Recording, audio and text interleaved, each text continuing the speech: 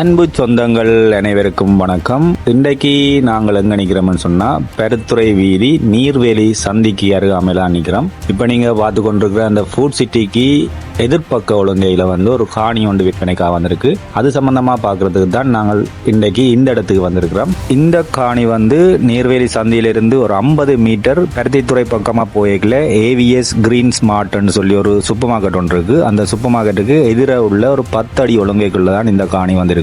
அதாவது இந்த காணி பருத்தித்துறை வீதியிலிருந்து 4வது காணியா தான் அமைஞ்சிருக்கு. இது சம்பந்தமான மேலதிக விடயங்களை பார்க்கறதுக்கு முன்னர் எங்கட சேனலை இதுவரைக்கும் சப்ஸ்கிரைப் பண்ணாம இந்த வீடியோ நீங்கள் பார்த்து கொண்டிருக்கிறீங்கன்னு சொன்னா சப்ஸ்கிரைப் பண்ணி ஆதரவு தரும்படி கேட்டுக்கொள்வதோடு அருகில் உள்ள பெல் ஐக்கனை அழுத்துவதன் மூலம் எங்களால் பதிவிடப்படும் வீடியோக்களை நீங்கள் தொடர்ந்தும் பார்க்கக்கூடிய மாதிரி இருக்கும். அத்தோடு இதுபோன்று உங்களது சொத்துக்களையும் விற்க வேண்டிய சந்தர்ப்பத்தில் அவற்றை வீடியோவாக பதிவு செய்து இலவசமாக பதிவிடுவதற்கு எமது சேனலது தொலைபேசி இலக்கம் இந்த வீடியோண்ட அடிப்பகுதியிலையும் கடைசி பகுதியிலையும் டிஸ்கிரிப்ஷன்லையும் கொடுத்திருக்கிறேன். அந்த இலக்கத்தோட தொடர்பு கொள்வதன் மூலம் இது போன்ற வீடியோக்களை நீங்கள் இலவசமாக பதிவு செய்து பதிவேற்றிக் கொள்ள முடியும். இப்ப நாங்கள் காணின்ற மோப்பு பகுதிக்கு வந்துட்டோம். இது ஒரு பாதை, இது 2வது பாதை. அதாவது காணின்ற மேற்கு பக்கமும் காணின்ற வடக்கு பக்கமும் பாதைகள் இருக்கு. இந்த 2 பாதைகள்லையும் இந்த காணிக்கு பங்கு இருக்கு. என்றபடியா இந்த 4.25 பரப்பு காணியை நீங்க என்ன செய்யலாம், 2ஆக பிரித்து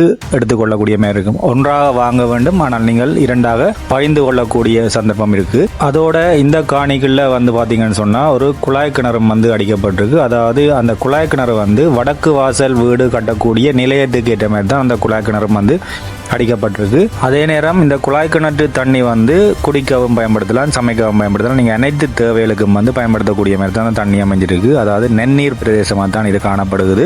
இந்த காணியை பொறுத்தவரையில எல்லைகள் சரியான முறையில் அறுக்கடப்பட்டிருக்கு. அதாவது எல்லைக்கு கம்பி தூண் போட்டு முள்ளு கம்பி வேலி போட்டிருக்கணும். அதே நேரம் இந்த காணியை பொறுத்தவரை பார்த்தீங்கன்னு சொன்னா 13 தென்னை மரங்கள், அதாவது காய்க்கிற தென்னை மரங்கள் காணப்படுது. அதோட இந்த காணின்ற மொத்த அளவு பார்த்தீங்கன்னு சொன்னா 4.25 பரப்பு.